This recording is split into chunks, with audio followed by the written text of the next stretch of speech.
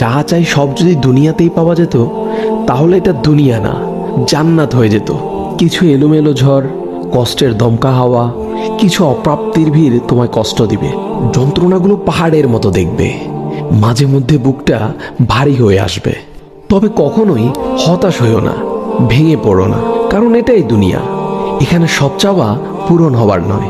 মন যা চায় তাই যদি পেতে চাও তবে অবশ্যই তোমায় জান্নাতে যেতে হবে। সেখানে তোমায় আর কোনো কষ্টই ছুতে পারবে না। এই যে ছোটখাটো কষ্টগুলো তোমায় আঘাত করে, এগুলো মূলত তোমায় জান্নাতের নিকটবর্তী করে এবং আল্লাহর সন্তুষ্টির দিকে দ্রুত গতিতে নিয়ে যায়। আর এখানে সুখ দুঃখ কোনোটিই স্থায়ী নয়। এখানকার সব কিছুই সাময়িক, আর আখেরাত হলো চিরস্থায়ী। সেখানকার সুখ দুঃখ চিরস্থায়ী। ক্ষণস্থায়ী কষ্টগুলোর ব্যাপারে অত চিন্তা করে কি লাভ? আল্লাহ সুবহানাহু ওয়া তাআলা বলেন, জান্নাতে তোমাদের জন্য তোমাদের মন যা চাই তাই আছে। তোমরা যে জিনিসের আকাঙ্ক্ষা করো তোমাদের জন্য সেখানে তাই আছে।